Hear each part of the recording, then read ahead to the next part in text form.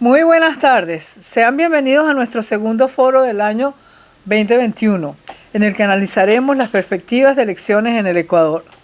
Como ustedes lo saben, distinguidos amigos del Inter-American Institute for Democracy, seguimos con atención la dinámica de las naciones americanas en su búsqueda por la libertad y el progreso. El Inter-American Institute for Democracy es una entidad privada sin fines de lucro cuyo objetivo es la promoción y difusión de los valores de la libertad, la democracia, los derechos humanos y la institucionalidad en las Américas. Está constituido por académicos, políticos, profesionales, trabajadores, empresarios, hombres y mujeres de distintas nacionalidades. Es un centro de pensamiento sin connotaciones partidistas que para el logro de sus objetivos realiza investigaciones académicas, seminarios, coloquios y eventos en un contexto de pluralismo y tolerancia. Mantiene un fondo editorial para la publicación de obras que contribuyen a la difusión y a la defensa de la democracia, de la libertad y de la institucionalidad. Los saludamos desde nuestra sede, nuestro presidente Tomás Regalado, Carlos Sánchez Berzaín, nuestro director ejecutivo, y María Fernanda Egas. Ecuador fue definido por Simón Bolívar como el eslabón que une el alma americana.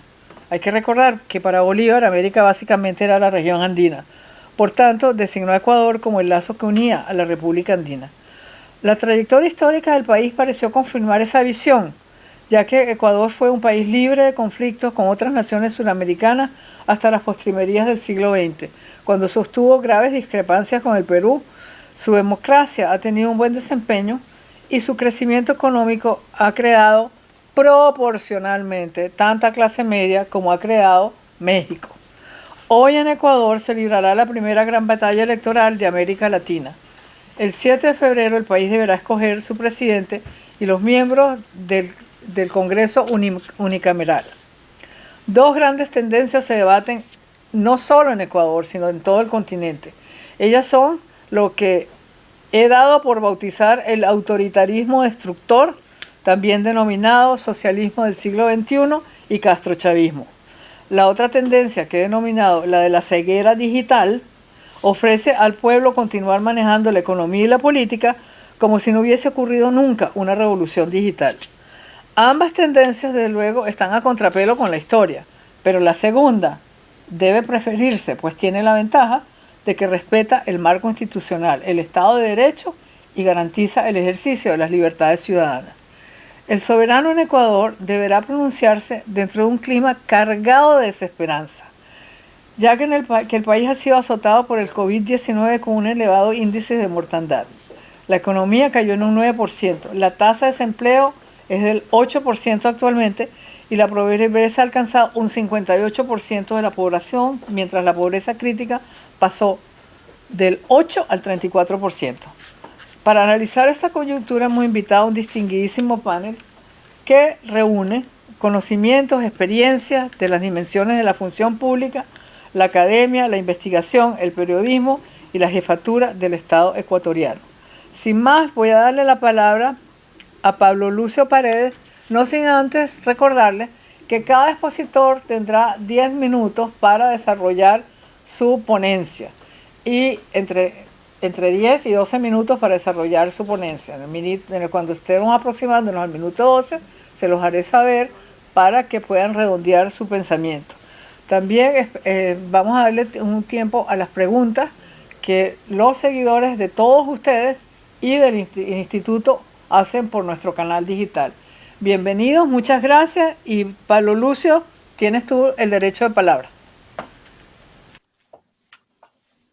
Muy buenas tardes.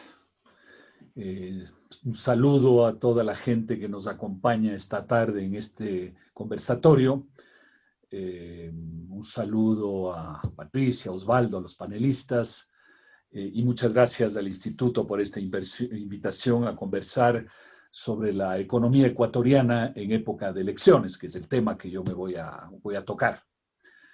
Cuando hablamos de los países, del desarrollo, de las oportunidades, de los desafíos, siempre creo que vale la pena recordar algo fundamental. La diferencia de desarrollo entre los países proviene esencialmente de la diferencia de productividad. La productividad entendida en tres dimensiones: la productividad económica, social e institucional. Es decir, que también utilizamos los recursos individuales, colectivos, para mejorar la economía, el entorno social y las instituciones. Y ese objetivo de mayor productividad solo se logra a través del ciclo, digamos así, conocido de la economía, siempre conocido, que es ahorro, más inversión, más innovación, más productividad, más instituciones. Ese es el ciclo, que obviamente no es el ciclo que propone y está proponiendo en estas elecciones el socialismo del siglo XXI con su candidato en el Ecuador, que lo que proponen más bien es dinero caído del cielo, más prebendas, más regalos, y no el rol fundamental del Estado, que es obviamente la seguridad, la justicia, pero sobre todo ampliar las oportunidades en temas básicos como educación o salud para la gente que menos tiene. El enfoque de ellos es otra cosa, es simplemente tener ciudadanos súbditos del poder. El Ecuador tiene, yo diría, tres grandes problemas en su entorno económico.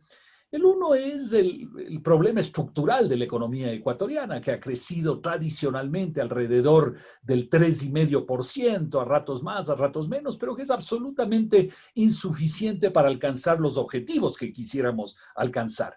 Y esos problemas estructurales provienen de muchas cosas, muchas la comentarán los demás panelistas, que es la inseguridad jurídica, la inestabilidad económica y política, la incapacidad de llegar a acuerdos en la sociedad ecuatoriana, las malas instituciones y obviamente la bajísima productividad. Quiero recordar que en promedio cada trabajador ecuatoriano produce $1,000 mensuales. $1,000 que son lo que tiene que repartirse entre trabajadores, digamos así, capitalistas y el gobierno. No hay más que $1,000 en promedio por trabajador. Es lo que nos muestra las limitaciones de la economía y ese es nuestro gran desafío. El segundo gran tema es obviamente la pandemia que se acaba de mencionar en la introducción, con una altísima tasa de mortalidad en el Ecuador, pero además con dos limitaciones muy importantes que nos vienen de la época de los 10, 12 años de la Revolución Ciudadana, que es no haber tenido ahorros, porque de una manera increíble el gobierno anterior decidió que tener ahorros para los malos momentos era una pésima idea, una cosa increíble. Y lo segundo, habernos endeudado en exceso, en muy malas condiciones, lo cual nos ha cortado el acceso al mercado financiero internacional. Entonces, segundo tema, la pandemia. Y tercero, obviamente, el legado que tenemos de estos 10 o 12 años de socialismo del siglo XXI, donde yo diría, tratando de ser amable, que el 90% de las cosas que se hicieron son contrarias a la lógica de lo que tiene que hacer un país para avanzar. Y no digo 100%, digo 90% para tratar de ser amable. Entonces, ¿cuáles son en este entorno los desafíos que tienen los candidatos y en particular, como se acaba de señalar, las dos grandes tendencias y los dos grandes candidatos que probablemente tienen más probabilidades de llegar a la presidencia? Primer gran desafío, la reforma del Estado. La Revolución Ciudadana tuvo un Estado que creció por encima del 40% del PIB, actualmente todavía es más del 35% del PIB y evidentemente es un Estado con bajísima productividad que acaba siendo un enorme lastre para la sociedad, no solo en el campo económico, sino en el campo político, en el campo sociológico, en el campo psicológico, etcétera, etcétera. Ese es un gran desafío que tiene el Ecuador, una reforma profunda del Estado, tanto por el lado de los gastos como por el lado de los ingresos. Un segundo gran desafío que hay es el sistema de jubilación, siendo la jubilación un tema económico muy importante porque es una parte fundamental de los ahorros de una sociedad y desde el punto de vista humano porque obviamente la jubilación es un momento muy importante de la vida de las personas. Y simplemente hay que estar conscientes que en el Ecuador no solo tenemos, como la mayor parte de países del mundo, un déficit actuarial, es decir, un déficit proyectado hacia el futuro, sino que tenemos un déficit de caja en el sistema de jubilación en el Ecuador y tenemos que caminar hacia una reforma que debería razonablemente ser una reforma hacia un sistema de capitalización individual con un pilar de solidaridad. Entonces, segunda gran reforma que tendrá que enfrentar el nuevo gobierno.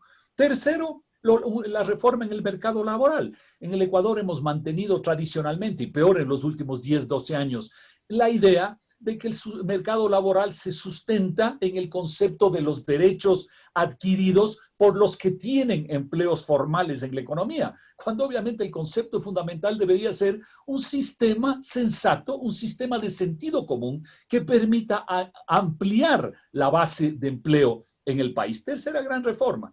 La cuarta es la apertura al mundo. El Ecuador no tiene grandes acuerdos con el mundo, en particular no tiene con los Estados Unidos, lo cual es una cosa increíble, y no tiene con muchos otros países en el mundo.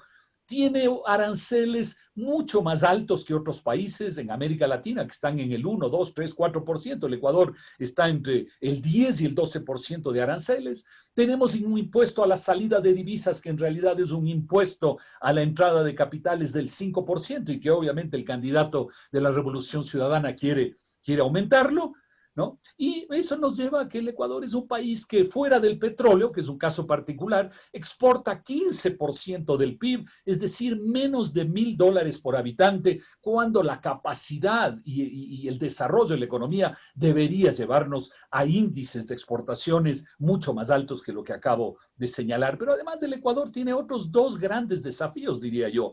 El uno es el tema de la dolarización. La dolarización ha sido un dique fundamental para impedir que las malas políticas económicas del socialismo del siglo XXI, las pésimas políticas económicas, se conviertan en un desastre económico, como ha sucedido en otros países, en Venezuela, ni se diga, lógicamente, en Argentina y en otros lugares. La dolarización ha sido un dique muy importante en el Ecuador, y eso tenemos que preservarlo, mantenerlo y fortalecerlo, a pesar de que la dolarización se defiende sola a sí mismo, pero digamos hay que trabajar en esa dirección.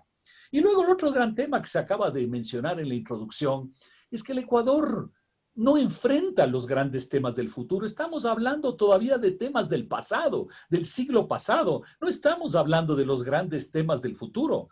No estamos enfrentando el tema de la época digital, como se acaba de decir, no estamos enfrentando las nuevas tecnologías, no estamos enfrentando los nuevos mercados laborales, la nueva geopolítica, los problemas del medio ambiente. El Ecuador discute cosas del pasado y todavía no enfrenta los temas del futuro, que muchos otros países están ahí caminando en el siglo XXI y probablemente algunos caminando hacia el siglo XXII.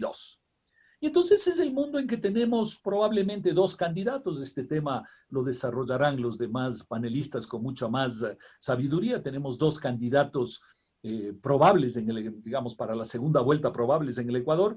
Un candidato que propone las reformas que son sensatas para el Ecuador, ¿no? Uno podrá decir, pero ese candidato tampoco está planteando los grandes temas del futuro. No, es que el Ecuador está todavía metido en los temas del presente, pero es un candidato que propone las reformas sensatas para el Ecuador. Y ciertamente, me imagino yo, va a tener oposición social, va a tener oposición política, porque desgraciadamente el Ecuador se ha acostumbrado a no enfrentar de manera seria los desafíos que tiene. Pero es un candidato que tiene la visión de lo que el Ecuador necesita. Y la segunda, tenemos nuevamente un candidato de la Revolución Ciudadana, del socialismo del siglo XXI, que nos propone exactamente lo contrario de lo que necesitamos en los diversos temas que he señalado. En lugar de una reforma profunda del Estado, lo que nos propone es un Estado más grande y una mayor dependencia de los ciudadanos frente al Estado. Lo que nos propone en materia de seguridad social, probablemente, porque no se le ha oído mucho, es probablemente mantener el mismo sistema, haciendo algunos parches por aquí y por allá, lo cual es muy peligroso. En materia de reforma laboral, lo que nos propone en definitiva es que los derechos adquiridos de los que tienen empleo es la base del sistema laboral, bajo esa idea de que todos los empresarios por definición son malos, ¿no?, que están en contra del bien común, y que el único que puede intervenir por el bien común es el Estado, con leyes laborales totalmente obsoletas y absurdas. Y en materia de apertura al mundo, pues el socialismo del siglo XXI parte de una visión realmente incomprensible, que es que en el mundo hay más riesgos que oportunidades, cuando todos sabemos, y lo sabemos desde la vida diaria, desde la vida personal, desde la vida empresarial, y ni se diga de la vida de los países, que en el mundo hay más oportunidades que riesgos, estando conscientes que obviamente en el mundo hay riesgos, obviamente en la vida hay riesgos. Y luego en los otros dos temas que señalé, el otro tema que señalé que es muy importante, la dolarización, tan importante como la dolarización, pues lo que proponen en definitiva es tomar medidas que van en contra del sistema de dolarización. Y la principal medida que tienen en cabeza es, si es que yo quiero más gasto público, más regalos, más prebendas, tener a la gente más atada al Estado, pues tengo que gastar más. Y para gastar más en las circunstancias actuales, donde ya el dinero no es tan fácil como lo era con el petróleo de $100 hace 10 años, pues lo que yo tengo que hacer es, por ejemplo, empezar a emitir dinero electrónico que le voy a hacer creer a la gente que son dólares, pero que en realidad no son dólares y que van a producir efectos muy graves desde la vida de la gente hasta la macroeconomía, van a producir efectos muy graves. Pero eso es lo que decía al principio, la visión del socialismo del siglo XXI es simplemente darle a la gente de cualquier manera regalos para tenerle a la gente entretenida y no atacar los problemas de fondo. Ese es el gran desafío que tiene el Ecuador, dos candidatos absolutamente diferentes y la enorme responsabilidad de los ciudadanos de escoger bien, porque al final los ciudadanos somos los que recibimos lo bueno o lo malo de las decisiones políticas. Muchísimas gracias. Un millón de gracias. Un millón de gracias, doctor Pablo Lucio Paredes. Ha sido una intervención magistral.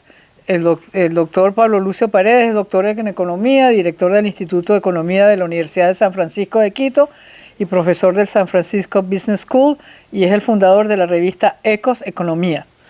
Ahora tenemos con nosotros una de las empresarias más distinguidas de América Latina, dirigentes de medios más distinguidas de América Latina.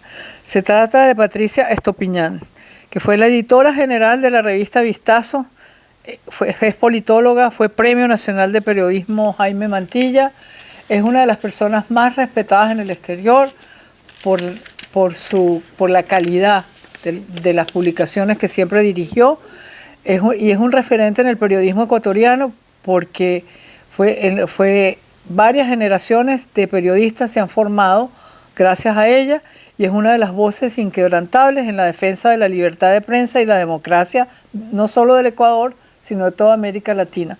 Bienvenida, Patricia. Muchas gracias, Beatriz, por tus palabras, y me siento muy honrada por la invitación del instituto y sobre todo por la compañía de los demás panelistas.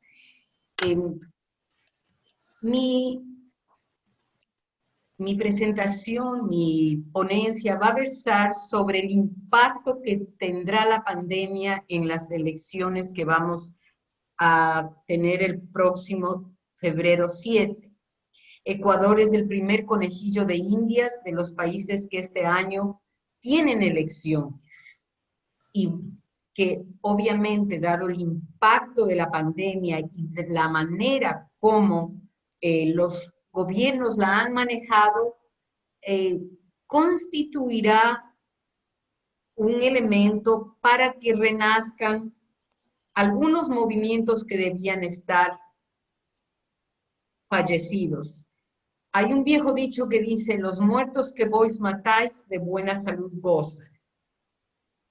Y eso es lo que está pasando en estas elecciones. El mal manejo de la pandemia por parte del gobierno de Lenín Moreno ha tenido como consecuencia un resurgimiento del movimiento del expresidente Rafael Correa.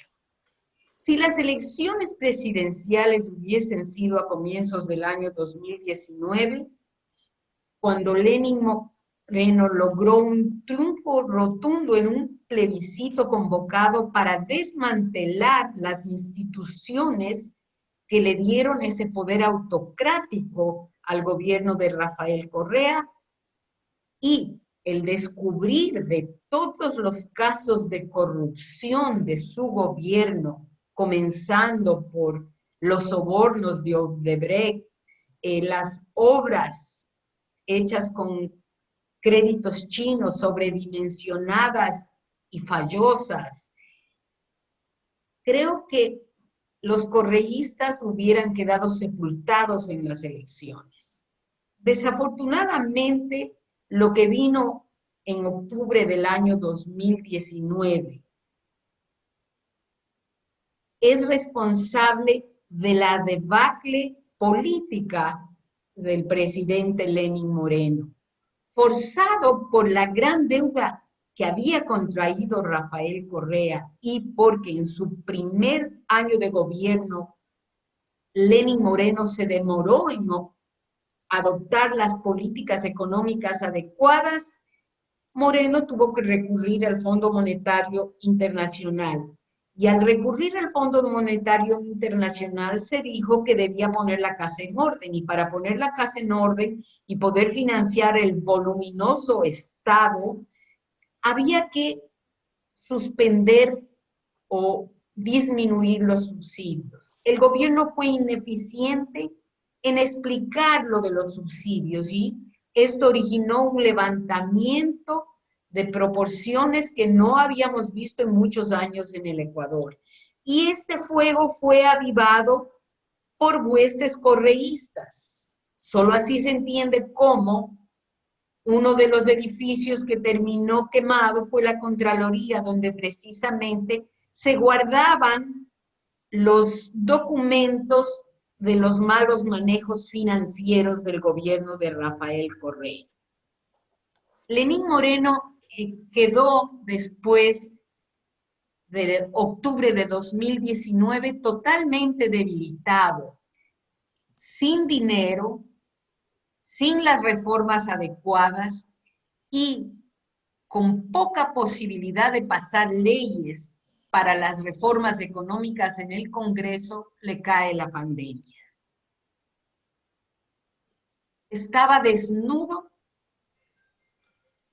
ante el mundo y ante los ecuatorianos para poder tomar decisiones adecuadas. Y el primer evento catastrófico ocurrió en Guayaquil, donde hubo 9.000 muertos. El gobierno decía que 1.000, pero hechas las sumas hubo 9.000 muertos, cuyas cadáveres fueron arrojados a las calles porque no se podían enterrar. Cuando colapsan los sistemas de salud, también colapsan los sistemas funerarios. Y eso ocurrió, una tragedia sin precedentes, nunca vista como lo que ocurrió en Guayaquil. Ni una ciudad que ha sido incendiada 7 veces por piratas, pero nunca vio este número tan alto de víctimas. A diciembre de 2020, Ecuador tiene 37.200 muertos por culpa de la pandemia. Para 17 millones de habitantes eso lo pone proporcionalmente en un país, en uno de los países con más alto número de muertos per cápita. Forzado al confinamiento, vino la segunda hecatombe, que fue el cierre de empresas, la disminución de las ventas y el hecho de que miles de personas fueron despedidas de manera incorrecta, porque las empresas no tenían el dinero o porque también hubo algunos empresarios que no fueron muy honrados con sus trabajadores. Pero ¿qué significó todo esto? Significó un terreno fértil para que vengan los actuales vendedores de humo y de ilusiones a cosechar votos en las próximas elecciones. En este panorama surge inicialmente la idea de que Rafael Correa adopte la misma fórmula de Alberto Fernández en las elecciones, que un candidato títere sea el candidato a presidente y él a vicepresidente. Pero no puede inscribirse porque tenía pendiente un juicio penal que finalmente lo condenó, el llamado caso Sobornos, por lo que él en 3 instancias ha sido condenado y no tiene a 8 años de prisión. Y obviamente tiene sus derechos políticos terminados.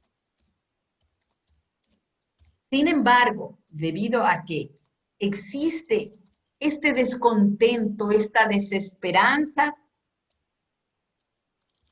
hay el terreno para el renacimiento de los correístas. Y ellos son muy hábiles con la comunicación y se han ideado la entrega o regalo de $1,000 a 1 millón de familias.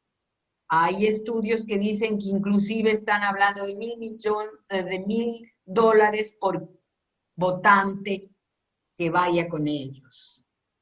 El problema es que esos votantes y esos $1,000 que va a regalar es un taco de dinamita contra el único sistema que ha sido estable en nuestro inestable país, que tiene más de 20 constituciones, la dolarización. Gracias a la dolarización, Ecuador ha podido sobrevivir varios cambios institucionales de presidentes por revueltas, como fue lo de Lucio Gutiérrez, lo de Yamil Maguad. Y gracias a la dolarización, Ecuador no es una Venezuela. Inclusive, gracias a la dolarización, aunque hizo todo por dinamitarla Rafael Correa, el país ha vivido una cierta estabilidad económica.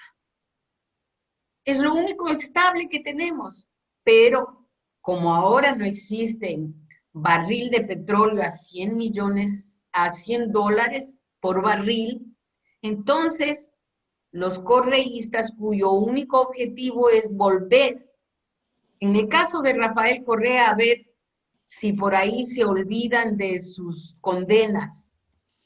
Hay un ex vicepresidente, varios ministros sentenciados, y el candidato Arauz ya ha hablado de que los jueces reverán esas condenas, lo que no es cierto desde la perspectiva legal. A lo mejor querrán ellos indultarlos, pero esto sería un atentado contra la seguridad jurídica, pues reina en el país la impunidad. Si uno tiene poder, entonces tiene derecho a estar sobre la ley. Las encuestas hablan hoy que hay por lo menos 3 candidatos con posibilidades. El primero es al que me he referido, el candidato Andrés Arauz, que es de las filas del correísmo. El segundo es Guillermo Lasso, que hace 4 años estuvo de finalista en la segunda vuelta frente a Lenín Moreno y que estuvo muy cerca del triunfo. Unos dicen que ganó y que hubo un apagón informático y eso no ha podido ser probado milimétricamente, pero en todo caso era un contendor fuerte contra Alianza País y era un candidato que peleó en una desventaja de condiciones porque el Estado de Rafael Correa fue un Estado de propaganda, donde a través de una ley de comunicación y un monopolio de medios públicos destrozaba a los opositores y solo difundía la bondad de sus políticas.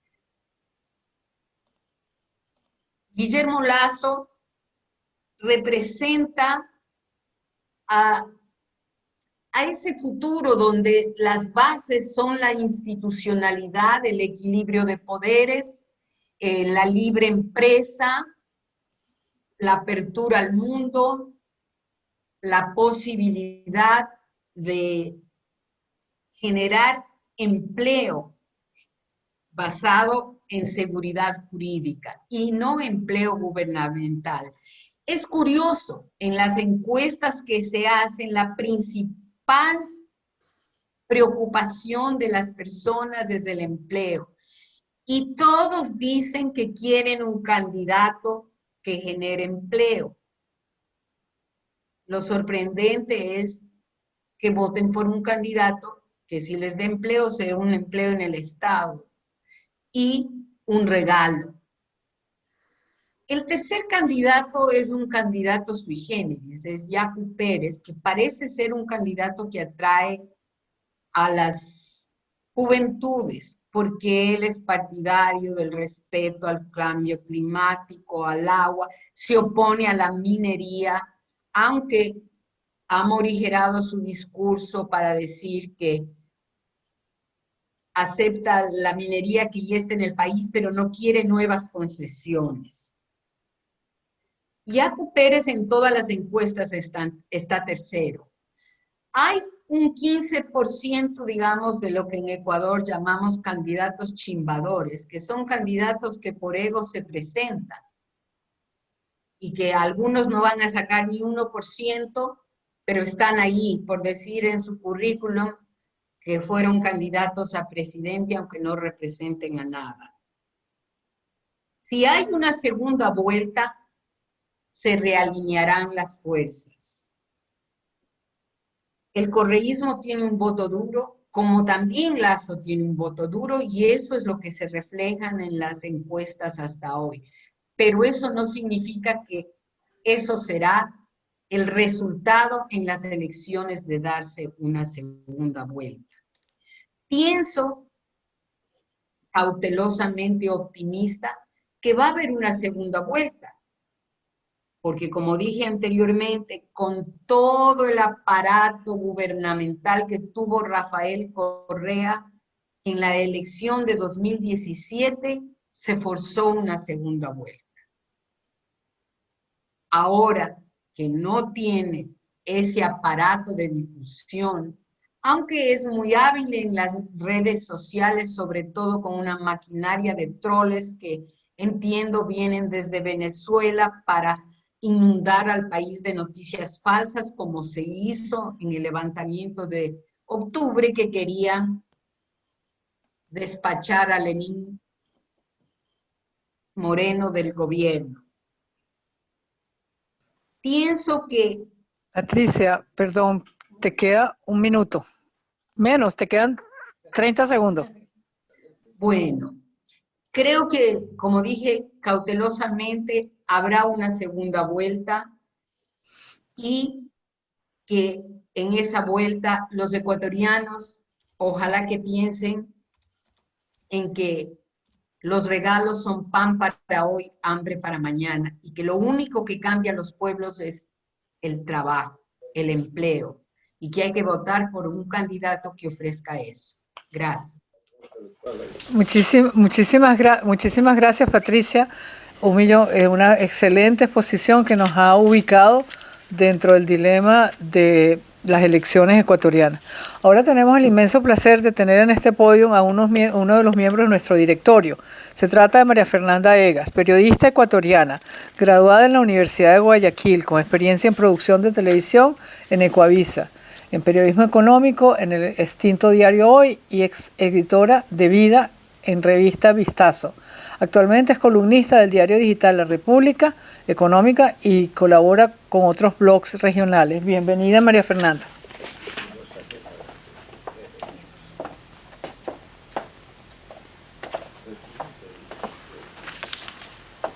Muchísimas gracias, Beatriz.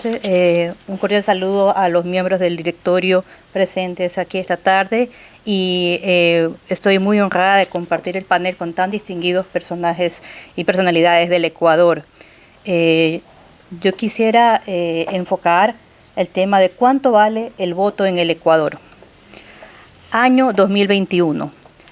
La Revolución Ciudadana cumple 14 años en el Ecuador. Las secuelas de haberle dado el voto en las urnas desde el 2007 han sido tan profundas que cuando fue necesario hacer frente al terremoto de abril del 2016, el gobierno de Rafael Correa había despilfarrado hasta los fondos para atender la emergencia nacional, a pesar de haber vivido una bonanza petrolera. fueron líneas de crédito de organismos internacionales, así como el aporte obligatorio de los ecuatorianos y donaciones, los que sumaron 3.000 millones de dólares, que se destinarían a una reconstrucción, a no ser porque la corrupción habría esfumado casi el 90% de esa recaudación.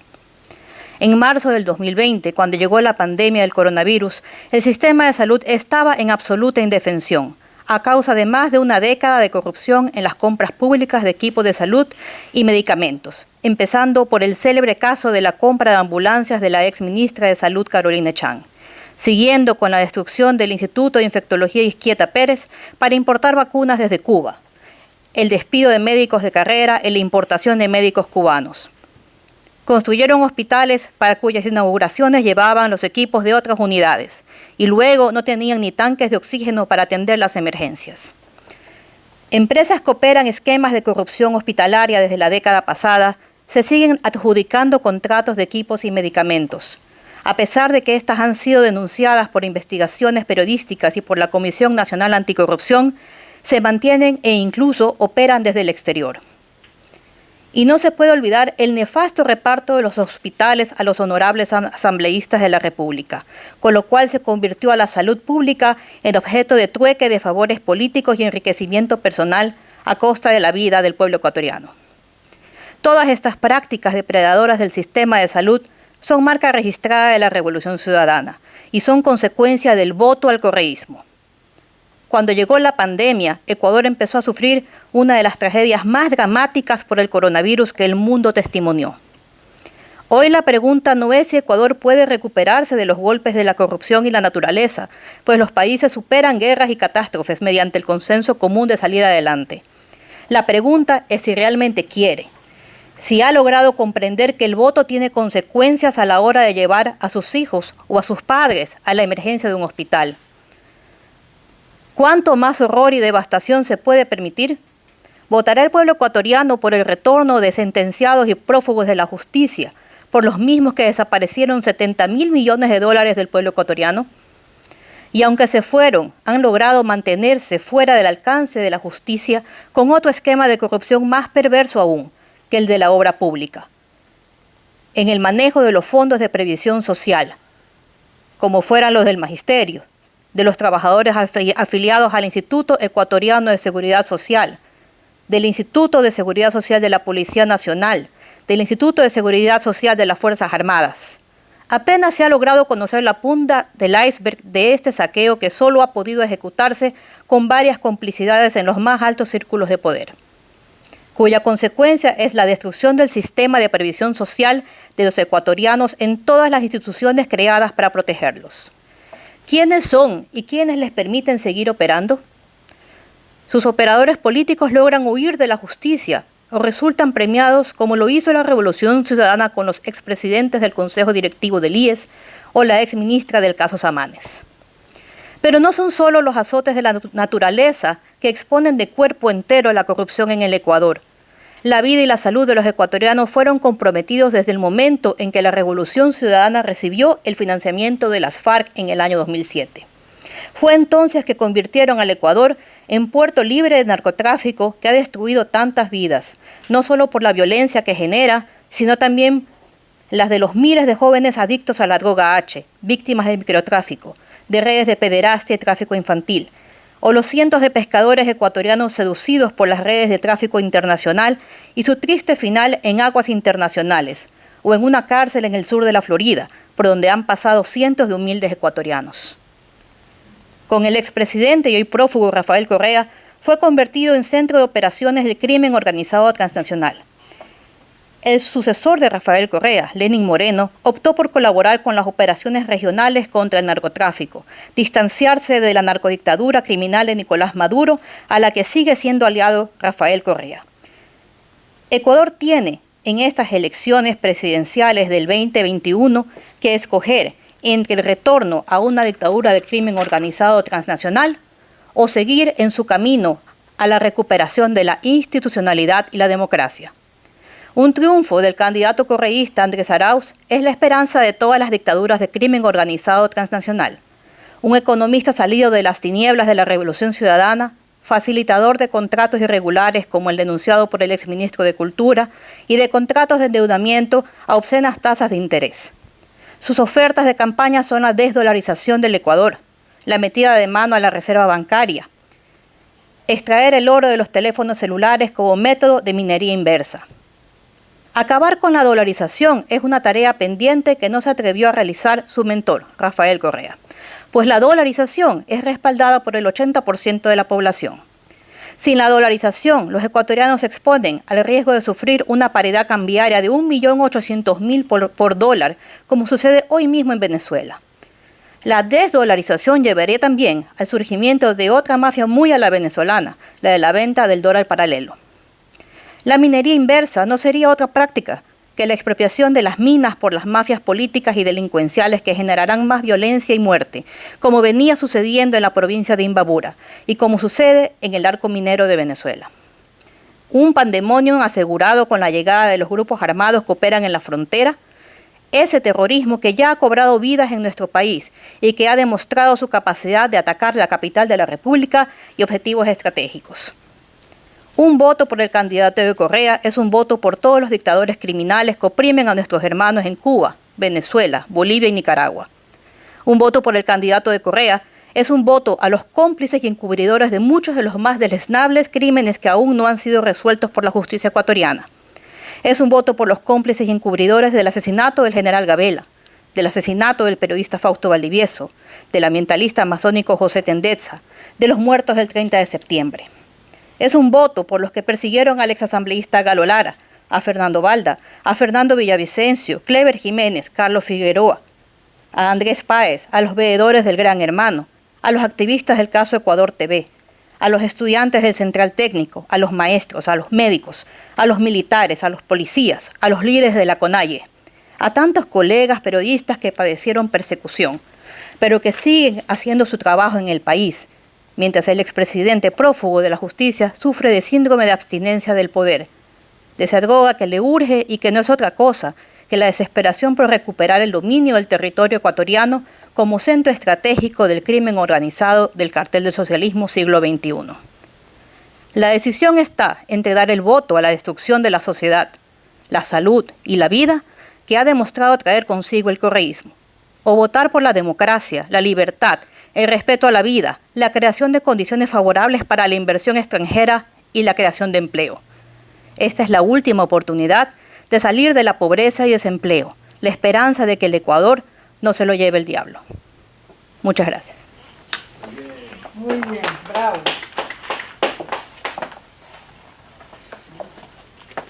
Damos las gracias a la miembro de nuestra junta directiva, María Fernanda Egas, por esa excelente presentación.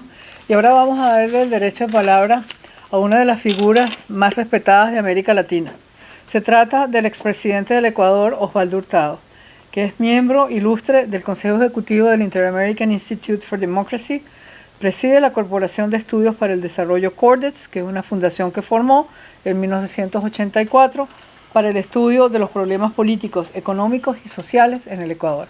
Pero quizás lo más importante es que Hurtado es un visionario. Cuando no había el consenso de Washington, él se dio cuenta que la única avenida para que nuestros países crecieran era apartando a la población de la extracción de renta y poniéndolos a crear riqueza con una disciplina fiscal y un uso adecuado de los recursos públicos. También es desde el punto de vista de la fauna política continental, es una vis rara, porque ha sido el único político que se ha retirado y no ha regresado y que se ha dedicado desde su separación de la presidencia, cuando terminó su mandato, a crear conocimiento, cosa que muy pocos políticos en América Latina hacen porque todos quieren es regresar a tener una posición de poder. Bienvenido, presidente Hurtado. Quisiera comenzar agradeciendo la bondadosa presentación de Beatriz. Ha sido muy amable al hablar de lo mucho o lo poco que he hecho para sacar adelante a nuestro país. Pablo, Patricia y María Fernanda han examinado ya la problemática económica, social y política que rodea a las elecciones del próximo mes. Y han planteado los desafíos que tendrá que enfrentar y resolver el próximo presidente de la República. Bastante más complejos, bastante más difíciles que aquellos que tuve que resolver yo en la primera crisis económica sufrida por la democracia ecuatoriana y las otras crisis enfrentadas por otros presidentes. Creo que no solo en estos 40 años, sino a lo largo del siglo XX y sin duda en el siglo XXI, el Ecuador no ha enfrentado una crisis económica y social de las proporciones de los últimos años, agravada por la pandemia del coronavirus. Yo no quisiera hacer una referencia ni tomar en cuenta las encuestas, porque me voy a limitar a decir algunas palabras sobre el probable resultado electoral. Porque hay encuestas que señalan que el candidato del ex dictador Correa ocupa el primer lugar. Y hay encuestas que señalan que Guillermo Lasso ocupa ese primer lugar.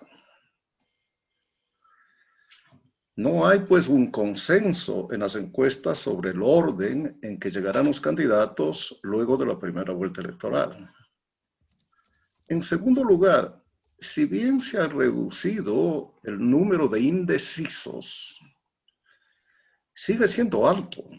Más de un tercio de la población a la fecha no ha decidido por quién votar.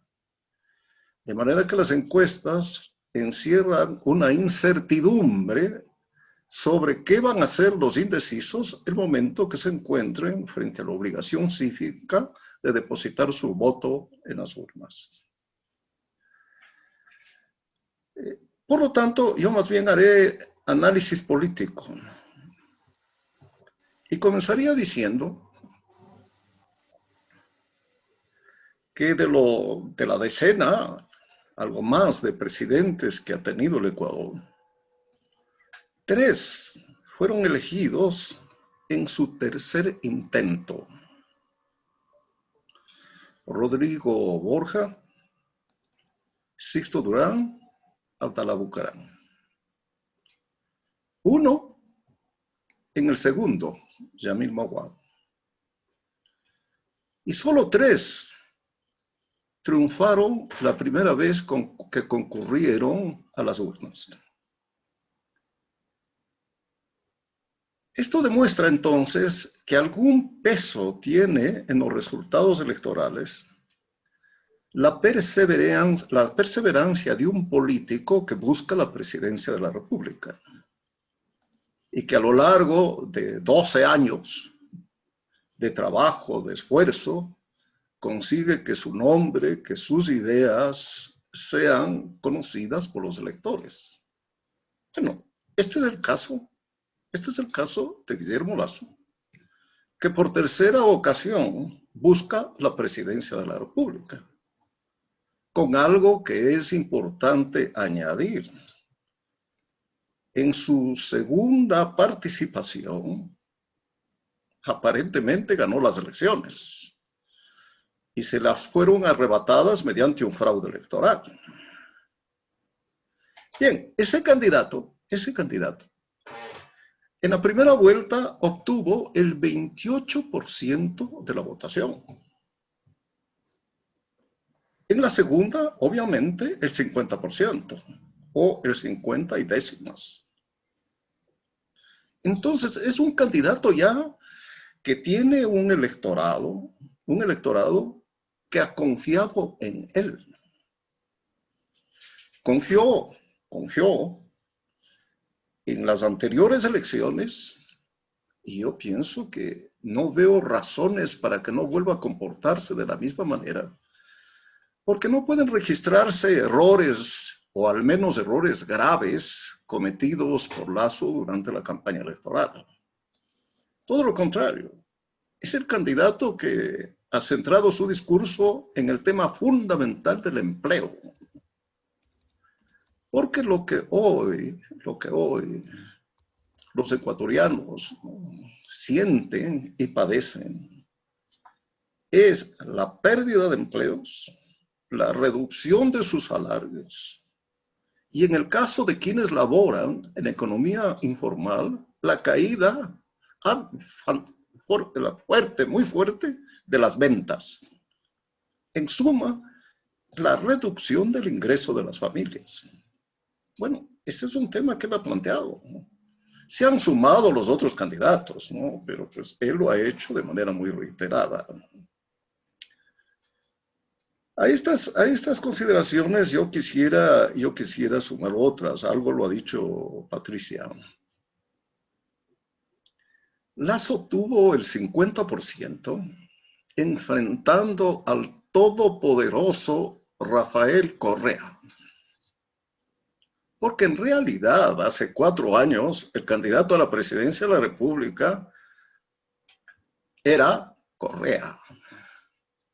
Moreno se presentaba como quien iba a ejecutar, a continuar, a consagrar las ideas económicas, sociales y políticas, todas ellas equivocadas, del dictador Correa. Bien, frente a eso y frente al poder del Estado, pero usado de una manera absolutamente inescrupulosa, empleados públicos, gasto electoral, extorsión, corrupción, extorsión a las compañías constructoras para el financiamiento de la campaña electoral. A pesar de todo eso, perdió las elecciones y si no las perdió, ganó por décimas, por décimas. Hoy no existe, como lo ha dicho Patricia, un poder del Estado al servicio de Arauz. Por otra parte, creo yo que existe un abismo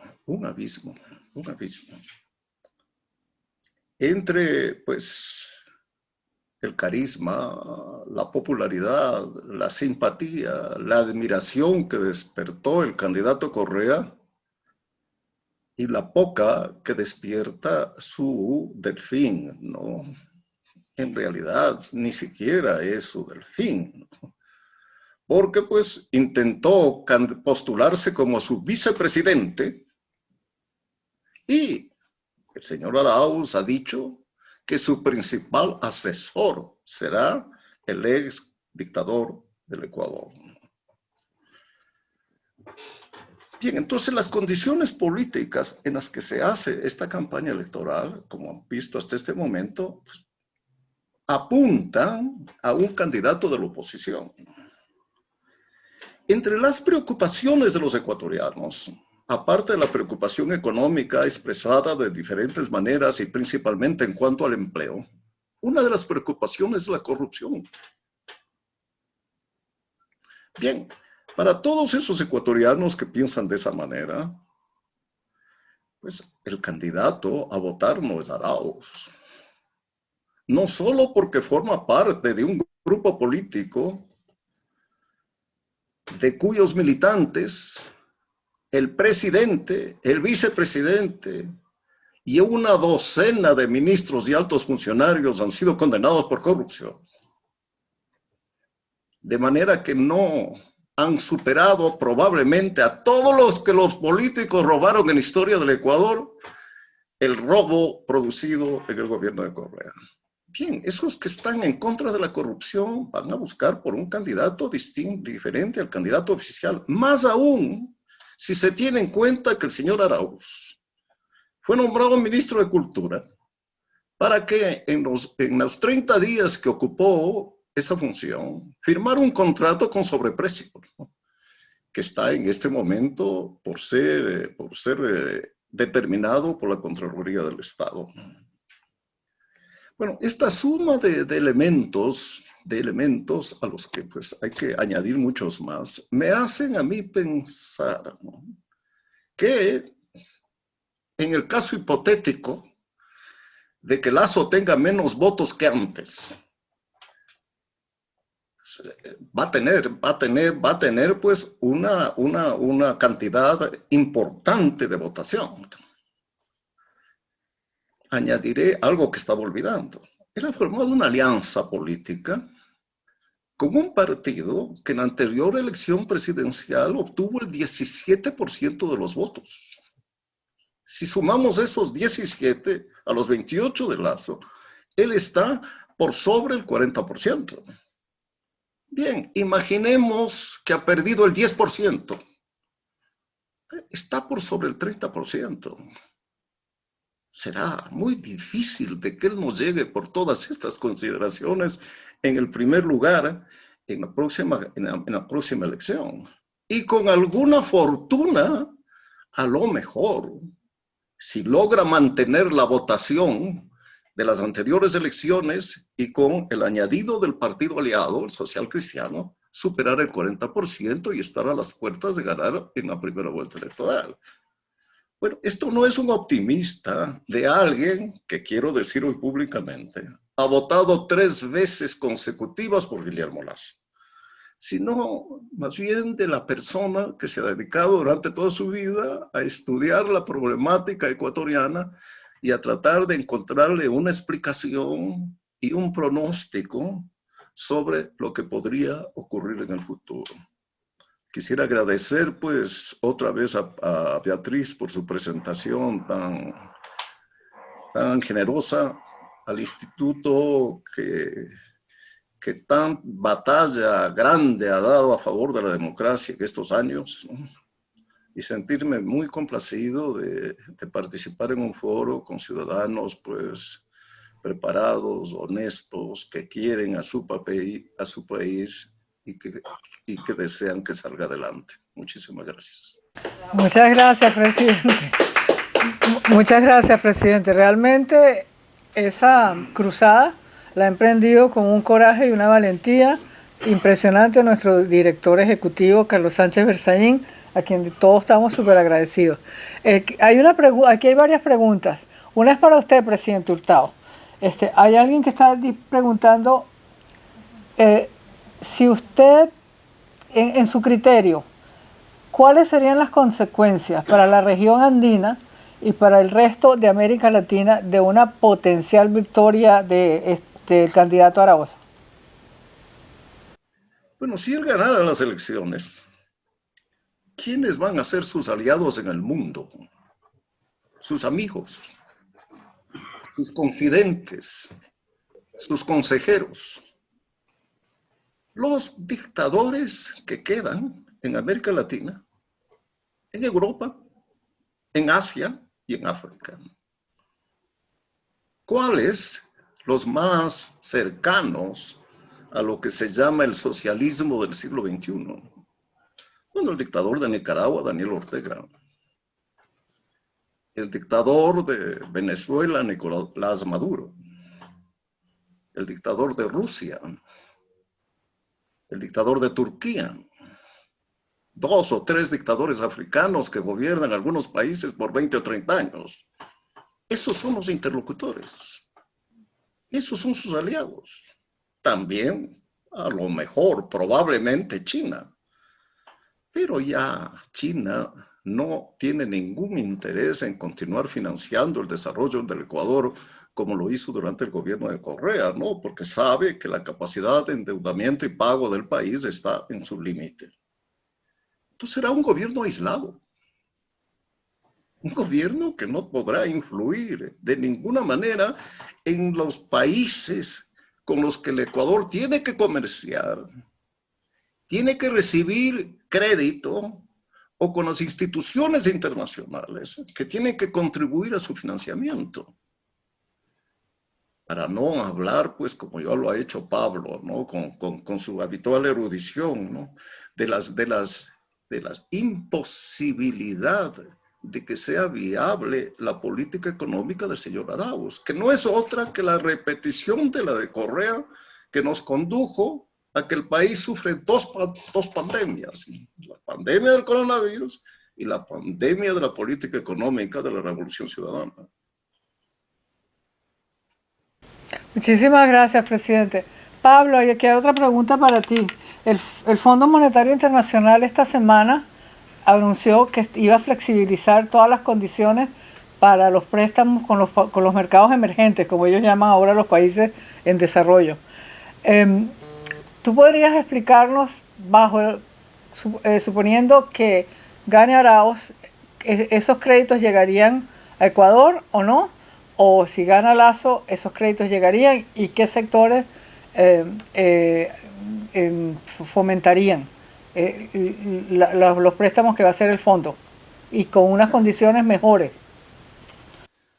Sí, mira, hay mucha gente que en el Ecuador, y hasta cierto punto con razón, hasta cierto punto, ha criticado el endeudamiento de este año, digo, el año que pasó, el 2020, y lo que se viene en el año 21-22, porque la gente dice, bueno, ¿por qué nos seguimos endeudando cuando ya estamos muy endeudados? Pero hay que reconocer que el efecto, como decía Osvaldo Hurtado, de la pésima política económica de Correa, más los efectos de la pandemia, nos llevan a una situación que ciertamente no es la ideal, pero sí la necesaria en estas circunstancias, que tenemos que hacer esas reformas que yo mencioné en la conversación, pero además tenemos que mantener abierto la posibilidad de recibir recursos del exterior. Eso es fundamental para el Ecuador, ¿no? Y ciertamente lo sabemos, así funciona el mundo. El Fondo Monetario es una llave importante para tener abiertas esas puertas al mundo internacional. Creo que Lasso probablemente renegociaría ciertos aspectos de la relación con el acuerdo con el Fondo Monetario, y no tengo casi ninguna duda de que el Fondo Monetario en la versión pandemia y post-pandemia va a estar abierto a este tipo de negociación. En cambio, lo más probable es que por razones absolutamente demagógicas, Arauz vaya a cortar sus relaciones con el Fondo Monetario, y eso genera un enorme problema, porque entonces nos quedan las relaciones con los países dictatoriales que Osvaldo Hurtado mencionó, que evidentemente no son las mejores puertas para el Ecuador, igual que sucedió en la época de Correa, que en lugar de, por ejemplo, de tener un acuerdo comercial con Europa, que al final del gobierno se hizo, pero el gobierno no quería hacerlo, o con los Estados Unidos, le pareció que era más interesante tener acuerdos comerciales con la isla Dominica, con todo el respeto a la isla, con Bolivia, con Irán, con países que no nos aportan nada en materia de comercio. Aquí lo mismo, tendríamos que buscar recursos en los países que no nos aportan nada. Entonces yo creo que eso sería una ruptura con el sistema financiero internacional muy peligrosa para el Ecuador. Pero quiero decir una última cosa que me parece importante para los ecuatorianos. Con o sin Fondo Monetario, el Ecuador tiene que emprender una serie de reformas que son fundamentales para el país. No es porque estén conversadas o no con el Fondo Monetario, es porque el país las necesita independientemente del fondo. Muchas gracias. Patricia, aquí hay una pregunta. Tú señalaste quiénes podrían ser los candidatos favorecidos en esta elección y sus plataformas políticas.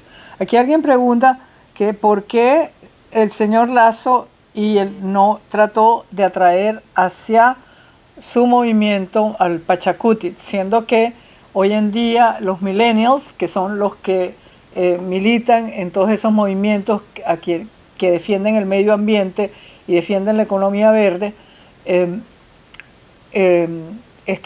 todos esos millennials están en partidos como el Pachacuti. Entonces, siendo que todos los partidos políticos hoy están tratando de lograr que esos millennials los apoyen, ¿por qué no hubo esa alianza? ¿Qué piensas tú? Y hoy piensas tú que después podría haber una coalición de gobierno, porque según las proyecciones del Fondo Monetario Internacional, de nuevo, tenemos que el sector de la economía que más va a crecer post pandemia es la economía verde. Bueno, yo creo que esencialmente a lo mejor puede llegar a algún entendimiento en algunos puntos. La posición de Yacu Pérez con respecto a la minería creo que es una cosa que no guarda relación con la plataforma de Guillermo Lasso, que en cambio cree que hay que atraer inversión minera con reglas estrictas para desarrollar ese potencial minero que tiene el Ecuador. Creo que, según escuché, si llegara Yacu Pérez a su tercer puesto, esa votación,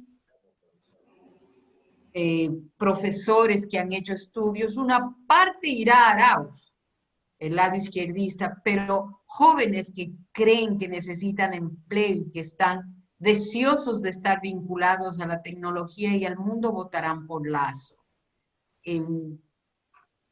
Es difícil por las vertientes hacer una alianza entre los dos. No tienen una visión del mundo diferente. Pero creo que Lasso tiene entre sus colaboradores mucha gente muy joven, millennial, que está convencido de que hay que vincularse al mundo y que es otra la vida, que es la tecnología y todo eso. Entonces, hay que esperar, pero era en este momento imposible una alianza porque tienen visiones de la vida diferentes. Gracias. Y ahora una pregunta para María Fernanda. Alguien pregunta qué impacto va a tener sobre el proceso electoral el asesinato del periodista que hubo hoy en Ecuador.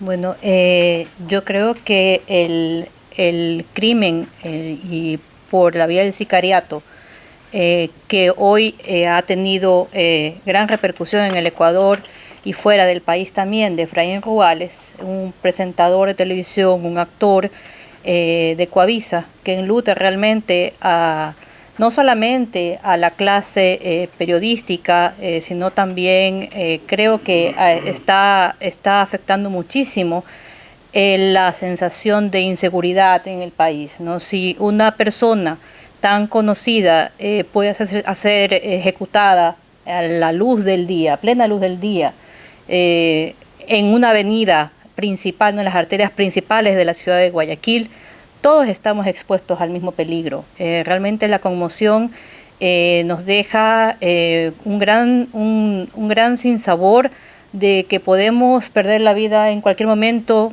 aunque nos cuidemos del coronavirus, nos cuidemos de enfermedades, nuestra vida puede depender de un emisario del crimen organizado.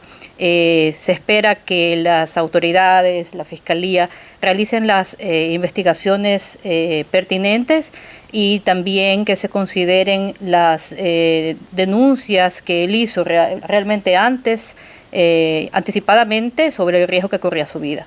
Yo creo que el tema de la inseguridad está entre una de las principales preocupaciones en el Ecuador.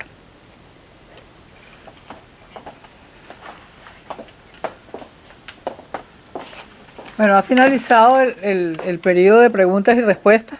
Ahora le vamos a pedir a nuestro presidente Tomás Regalado, periodista, político, alcalde de Miami por 18 años, exdirector de la Radio Televisión Martín y una de las personalidades de nuestra comunidad más admiradas y queridas por muchísimos años. Fue un corresponsal de guerra admiradísimo. Hoy en día tiene un programa de televisión los fines de semana que más o menos nos ordena sobre los tópicos que debemos seguir cada semana.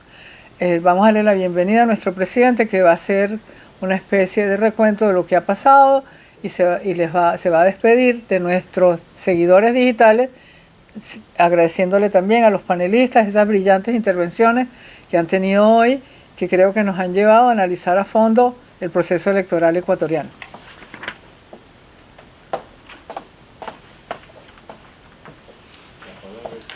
Muchas gracias, Beatrice, y muchas gracias a los panelistas porque nos han dado una verdadera clase de lo que pudiera pasar en Ecuador y las consecuencias que pudieran tener las opciones que se le presenta a los ecuatorianos. Lo que se ha hecho aquí hoy es una presentación sin estridencia, es una presentación sosegada, es una presentación que tiene datos precisos, es una presentación que tienen que tomarla en serio todos aquellos que están conectados con nosotros, pero además de eso deben reproducirla, y deben reproducirla porque este es un tema de discusión seria, sobre todo porque como vimos aquí en Estados Unidos cuando se celebró una elección en medio de la pandemia, hubieron cuestionamientos de irregularidades, hubieron muchas complicaciones, y eso que estábamos en un país que estaba poniendo todos sus recursos para que el proceso funcionara normalmente. Yo sé que el presidente Hurtado es alguien que siempre ha abogado por las instituciones, y lo que le podemos decir a nuestros ciber televidentes, a todos aquellos que van a ver y escuchar estas presentaciones magistrales, es que hay que respetar las instituciones y hay que respetar el derecho de expresión. Algo que ha pasado en Ecuador hoy es una horrible tristeza. Cuando se mata a un comunicador, se está matando al mensajero y no al mensaje que algunos no quieren que se diga. Pero aquí en los Estados Unidos tuvimos una elección bastante controversial, una de las pocas tan controversiales que hemos tenido, y sin embargo prevalecieron las instituciones a pesar de lo que se produjo en el Capitolio de Washington. Y me refiero a esto porque los tres poderes hicieron lo que tenían que hacer. Los jueces dictaminaron a favor o en contra de los peticionarios, y para que el mundo vea que este país atesora sus instituciones, ya hace solamente unas horas un juez ha detenido algunas de las acciones del nuevo presidente norteamericano. De manera de que vamos a sobrevivir. El problema está en que nuestros panelistas han dado la voz de alerta de que sí, en Estados Unidos nosotros podemos sobrevivir 4 años y hay un cambio pacífico, siempre lo hay.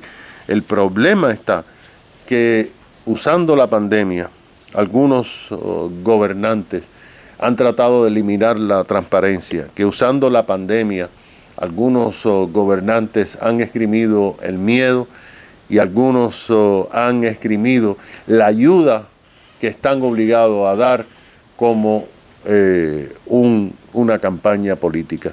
Esperamos que los ecuatorianos sepan qué hacer este 7 de febrero, porque para nosotros aquí en los Estados Unidos, que somos personas venidas de otros países de la América Latina, que nos miran a nosotros como diferentes, aunque todos somos iguales de acuerdo a la ley.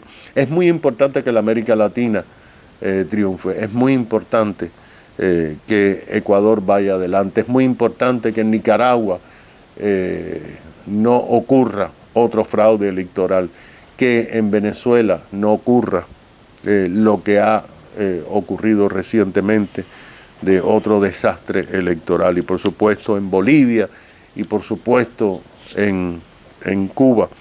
Y no podemos argumentar ayuda a las naciones en desarrollo si no ponemos nuestras naciones en orden en algún momento. Así que el Instituto Interamericano se siente muy orgulloso de haber presentado este programa extraordinario, donde se le ha dicho a los ecuatorianos y al mundo lo que pasó, lo que está pasando, lo que debe pasar y ojalá lo que pasaría con el concurso de todos los buenos ecuatorianos. Muchísimas gracias a todos ustedes por estar con nosotros.